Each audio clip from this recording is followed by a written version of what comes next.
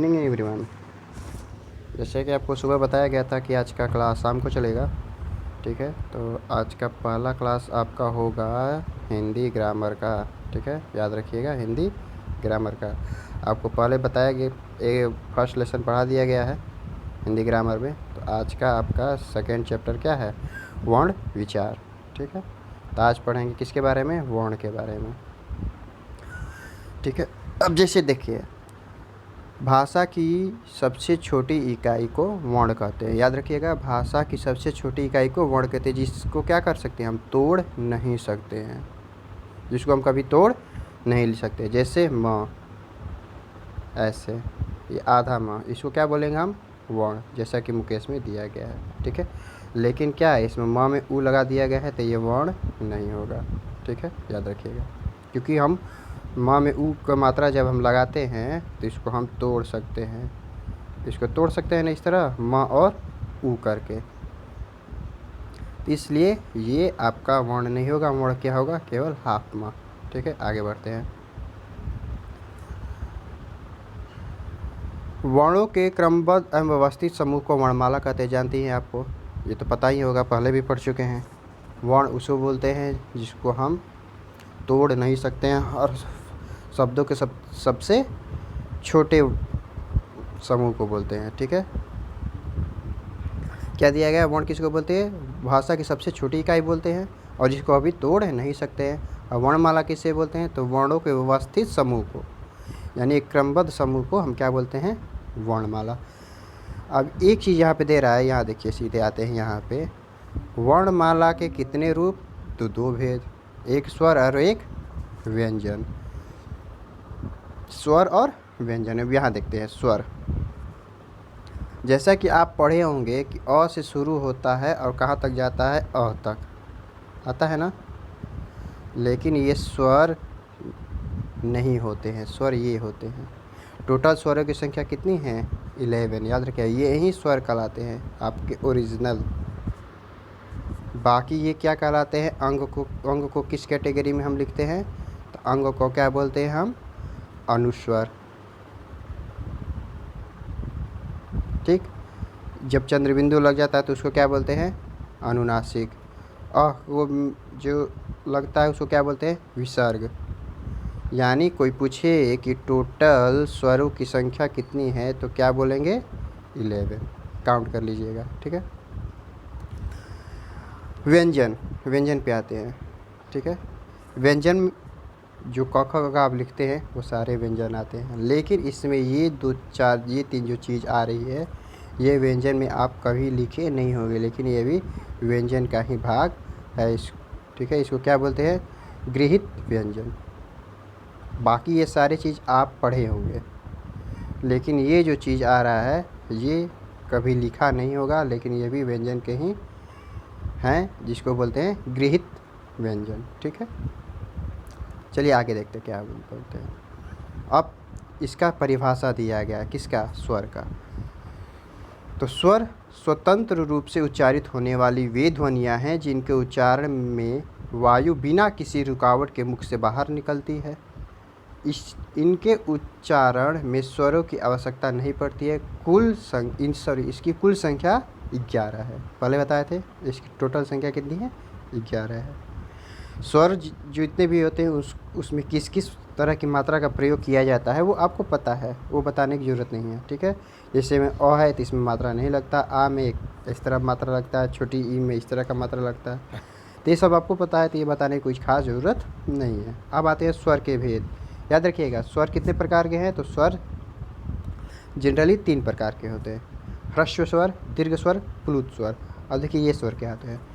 पहला जो दिया गया है ह्रस्व स्वर, ये वे स्वर होते हैं जिनको बोलने में यानी उच्चारण करने में कम समय लगता है, उसको बोलते हैं ह्रस्व स्वर। जैसे में अ, छोटी ई, छोटा ऊ, री, ठीक है, इनको क्या बोलते हैं? ह्रस्व स्वर। दीर्घ स्वर दूसरा, जैसा कि नाम है वैसा ही इसका काम है, यानी ह्रस्व स्वर से दुगना समय लगेगा दीर्घ स्वर के उच्चारण में। जैसे आ, बड़ी ई, बड़ा ऊ, ए, ऐ, ओ, औ, ये सारे स्वर को क्या बोलते हैं? बोलेंगे दीर्घ स्वर। इसको क्या बोलेंगे? दीर्घ स्वर। अब एक और स्वर है जिसको बोलते हैं प्लुत स्वर। इसमें क्या होता है, इससे भी ज़्यादा समय लगता है, दीर्घ स्वर से भी ज़्यादा समय लगता है, उसको बोलते हैं क्या, प्लुत स्वर। इसमें बस एक आता है ओम, जिसका आजकल प्रयोग नहीं किया जाता। ठीक है। व्यंजन, पता है व्यंजन क्या होता है?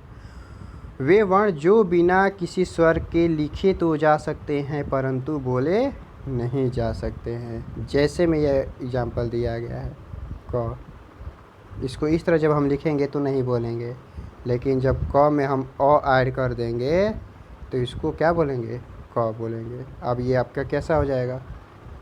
ठीक है। तब जब क में अ जोड़ते हैं तब जाके आपका इस तरह का क बनता है। अब इसको हम उच्चारण पढ़ सकते हैं, बोल सकते हैं। ठीक है। जैसे कि स्वर में भेद थे 3 तरह के, वैसे ही व्यंजन में भी 3 तरह के व्यंजन होते हैं। ठीक है। तो व्यंजन भी 3 तरह के होते हैं। कौन कौन? तो स्पर्श व्यंजन, अंतस्थ व्यंजन और ऊष्म व्यंजन।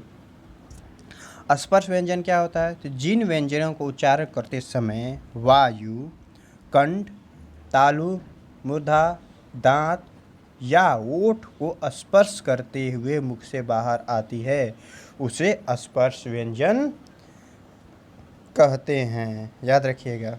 ठीक है।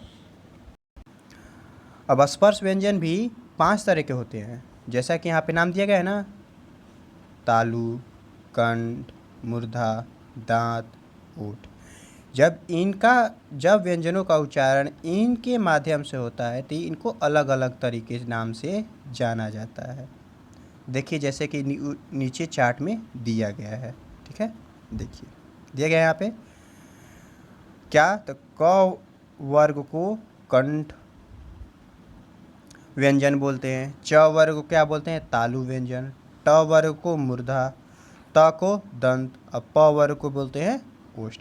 अब इसका उच्चारण करके देखिए, क वर्ण का उच्चारण करने में कंठ से आवाज़ आती है, च से तालु से, ट वर्ग को मूर्धा, और त बोलते हैं तो दांत, हमारा जीभ दांत से स्पर्श होता है, प वाले में जैसे कि आपको ओठ से। ठीक है। ठीक है। तो दूसरा व्यंजन जो आता है उसको क्या बोलते हैं, अंतस्थ व्यंजन। ये वे व्यंजन जिनका उच्चारण स्वरों और व्यंजनों के मध्य होता है उन्हें अंतस्थ व्यंजन कहते हैं। जैसे य, र, ल और व, ये व्यंजन को क्या बोलते हैं, अंतस्थ व्यंजन। याद रखिएगा, ये 4 ऐसे व्यंजन हैं जिनको अंतस्थ व्यंजन कहते हैं। क्यों कहते हैं? क्योंकि इनका उच्चारण स्वर और व्यंजन के मध्य होता है, यानी इसमें बहुत हद तक स्वर की और व्यंजन दोनों का उच्चारण सेम एक जैसा होने लगता है। ठीक है। उसमें व्यंजन, देखिए जैसा नाम है वैसा ही इसका काम भी है। उसमें व्यंजन देखिए किसको बोलते हैं, जिन व्यंजनों को उच्चारण करते समय वायु मुख में टकराकर उष्मा पैदा करती है उसे ऊष्म व्यंजन कहते हैं। यानी सबसे ज़्यादा जोर जिसमें लगती है बोलने में, जिस व्यंजन को, उसी को हम बोलते हैं क्या, ऊष्म व्यंजन। जैसे में श, स और ह, इसमें बोलने में ज़्यादा समय लगता है, ज़्यादा ताकत लगती है, ज़्यादा उष्मा लगता है, इसीलिए इस चारों व्यंजन को क्या बोलते हैं, ऊष्म व्यंजन। ठीक है। अब लास्ट जो आता है व्यंजन, अब एक संयुक्त व्यंजन आता है। ठीक है। तो संयुक्त व्यंजन उसको बोलते हैं जिसमें 2 व्यंजन का मिक्स होता है, यानी 2 व्यंजन से मिलकर ये बने होते हैं। जैसे में छ किससे किससे मिलकर बना है, क और श से। त्र किससे बना है, त और र से। ज्ञ किससे बना है, ज और य से। त्र किससे बना है, स और र से। तो इसको हम क्या बोलेंगे, तो इसको हम बोलेंगे संयुक्त व्यंजन। क्यों? क्योंकि ये 2 व्यंजनों से मिलकर बना है। याद रखिएगा। ठीक है। अब इसी क्रम में एक और आता है जिसको क्या बोलते हैं, अयोग वा। ये पहले आप देख चुके हैं, ये अयोग या वा यहाँ पे ऑलरेडी दिया था। देखिए यहाँ पे दिया था ना, अयोग वा। ये 3 होते हैं। एक जिसका उच्चारण जिसका उच्चारण क्या होता है, नाक से होती है। याद रखिएगा, इसका उच्चारण नाक से होती है। इसका उच्चारण नाक और मुंह दोनों से होता है। और इसका उच्चारण ह के समान होता है। और इन तीनों को क्या बोलते हैं? इन तीनों को बोलते हैं अयोग वाह। ठीक है। अब देखिए इसमें एक और व्यंजन का नाम दे रहा है, उसको बोलते हैं क्या? द्वित्व व्यंजन। क्यों बोलते हैं? तो इसको इसलिए बोलते हैं क्योंकि इसमें एक ही प्रकार के दो व्यंजन को मिलकर बनता है। जैसे क और क, च और च, ज और ज, ल और ल। यानी एक ही प्रकार के दो व्यंजन दिखाई दे रहा है इसमें इसमें इसमें भी, इसमें भी, इसमें भी, इसमें भी। यानी जब एक ही प्रकार के दो व्यंजन एक साथ हों, अब इस ऐसा नहीं कि एक शब्द में दो अलग अलग हो, नहीं, एक ही साथ हो जब दो व्यंजन एक ही प्रकार के, तो उसको हम क्या बोलेंगे? द्वितीय व्यंजन। ठीक है, याद रखिए क्या बोलेंगे? द्वितीय व्यंजन। अब देखिए यहाँ क्या दे रहा है? दे रहा है कि उच्चारण की दृष्टि से व्यंजन। कह रहा है क्या? उच्चारण के आधार पर व्यंजन के दो भेद किए गए हैं, अल्प प्राण, महाप्राण। अल्प प्राण, जिन व्यंजनों का उच्चारण में वायु की मात्रा कम हो उसे अल्प प्राण कहते हैं। प्रत्येक वर्ग का पहला, तीसरा, पांचवा वर्ण तथा य, र, ल, व अल्प प्राण कहलाते हैं। अब देखिए ये क्या कह रहा है? प्रत्येक वर्ग का पहला, तीसरा और पांचवा। जैसे क वर्ग का पहला आ जाएगा क, फिर तीसरा क्या आएगा? ग, और पांचवा अंग। ये क्या आते हैं? ये इसको क्या बोलते हैं? अल्प प्राण। ठीक है। फिर च वर्ग का पहला आ जाएगा च, ठीक, फिर ज और फिर य। ये क्या है? अल्प प्राण कहलाते हैं। यानी प्रत्येक वर्ग का पहला, तीसरा और पांचवा। ठीक है। अब महाप्राण की क्या कह रहा है? जिन व्यंजनों का उच्चारण में वायु की मात्रा अधिक वेग से बाहर निकलती है उसे महाप्राण कहते हैं। प्रत्येक वर्ग का दूसरा, चौथा और स, तीनों स और ह महाप्राण कहलाते हैं। याद रखिएगा। ठीक है। अब दे रहा है वर्ण विच्छेद। वर्ण विच्छेद क्या होता है? कि किसी शब्द को पूरी तरह से तोड़कर अलग अलग लिख देना। कौन से वर्ण में कौन सा स्वर यूज किया गया है, कौन सा व्यंजन में कौन सा स्वर यूज किया गया, उस सबको तोड़कर अलग अलग लिख देना। जैसे कि एग्जाम्पल में दिया है साहित्य। साहित्य में स है, स में आ है, सा, ह है, ह में छोटी ई है, जैसे यहाँ पे दिख रहा है आपको, त है, फिर य है। आधा त है इसलिए आधा लगा है, य और अ। यानी अच्छे से तोड़कर किसी भी शब्द को लिखना है, उसको बोलते हैं वर्ण विचार। ठीक है। और ये तो बात आपको पता है होता है कि सभी व्यंजनों में अ की ध्वनि निहित होती है। यदि स्वर रहित व्यंजन है तो उसके नीचे तिरछी रेखा खींच दी जाती है, जिसको क्या बोलते हैं? हलंत। ऐसे अगर कहीं भी आपको ऐसा दिखाई दे तो समझिए वो आधा है, और इसको क्या बोलेंगे? तो हलंत बोलते हैं। ऐसा कहीं पे आपको व्यंजन दिखे उसका मतलब वो आधा है, उसमें स्वर जुड़ा हुआ नहीं है। जैसे यहाँ पे देखिए प में, न में, ब में लगा हुआ है ना, ये क्या है? इसमें अ का प्रयोग नहीं किया गया, वे स्वर नहीं लगा है। और एक बात, सभी व्यंजनों में अ निहित होता है, जुड़ा हुआ रहता है। वर्ण विच्छेद जो दिया गया है आपको दिखाई दे रहा, सबको अलग अलग तोड़कर लिखा गया है। ठीक है। चलिए आगे बढ़ते हैं। याद रखिएगा एक व्यंजन ऐसा है जो सबसे अलग है। वो कौन सा व्यंजन है? र। क्यों?